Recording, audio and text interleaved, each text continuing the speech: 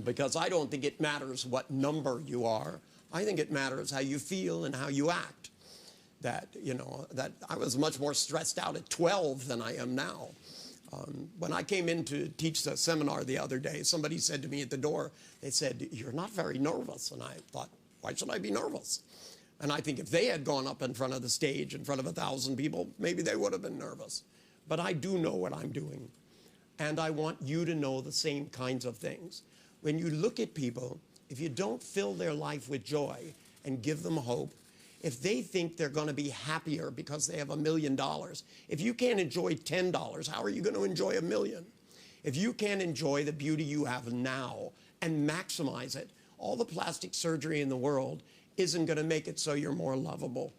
What makes you more lovable is starting with yourself, looking in the mirror, putting James Bond's voice in the mirror and going, "You're beautiful." That's free. Won't cost you anything. Costs you the price of a mirror. And if you start there and find out how much you can glow from the inside, how good you can make yourself feel, how relaxed you can be, how strong you can be, and the more the world presents you hard things, the better you'll be equipped to deal with them. Yes, it's true. Some of you will have boyfriends and girlfriends and husbands of wives that turns out that it doesn't work out. But if you sit around and brood about it for 10 years, the odds of finding somebody better are severely reduced. What I say is, for every relationship that doesn't work out, probably there's another one that will work out better, but not if you're brooding.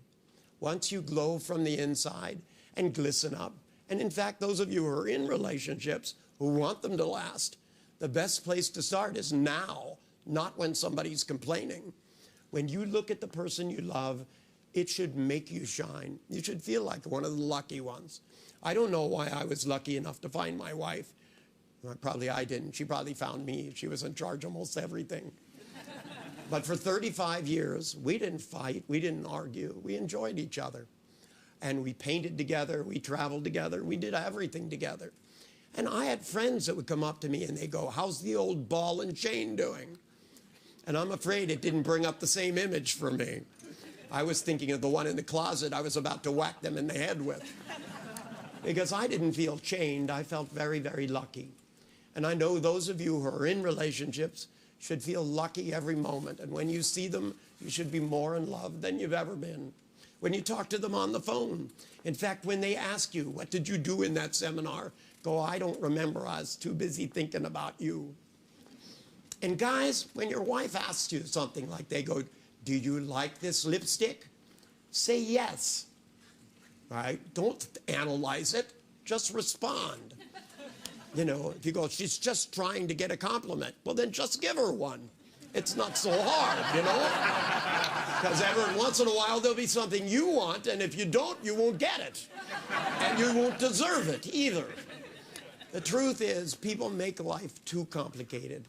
It's not so complicated.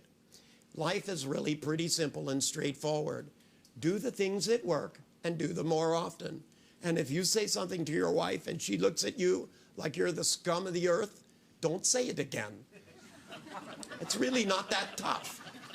If you do something and she looks at you and goes, "Ah!" don't do it again, because if you do it again, you're going to get the same response.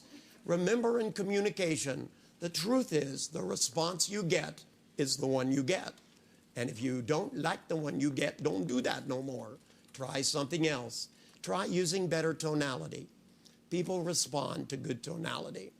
When my kids would come in and they would say to me, they'd go, "Dad, we're really angry." And I'd go, "Oh, that's really terrible. So you feel really mad?" And they go, "Well, kind of." And I'd go, "How angry could you be?" They go, "Well, pretty angry." And I go, "Do you want a sandwich?" And they go, "I'm not hungry." And I go, "How about some ice cream?" And they go, "Well, maybe not ice cream." And I go, "How about a house or a car?" Well, they're older now, you know. I can't get by with ice cream anymore. The truth is now that I have grandchildren, what fun that is. I can't tell you how much I like that.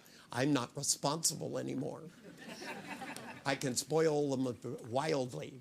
And whatever, like, because my grandson came to visit this summer, and he was there, and And my son snapped at him for some reason. I don't know, he did something bad or something. And he went, I told you not to do that. And I went, shut up, son. And he went, ugh. And I went, if you say that again to my grandson, I'm going to turn you over my knee and spank you. And my grandson, who's 3, went, whoa. Later on, my grandson came up to me and he calls me Bop. And he goes, a Bop? And I said, yes. By the way, that's the Punjabi word for grandfather. I didn't know that. I guess my grandson was studying Punjabi when he was young. But he goes, a Bop? And I went, yes, a grandson. And he goes, my dad won't give me a popsicle. And I went, ooh. And he goes, make him. See, the thing about children is they notice what works and they repeat it. When we get older and smarter, sometimes we forget the simple rule.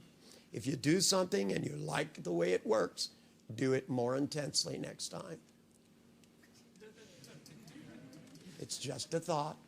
Keep it in mind for the rest of your life.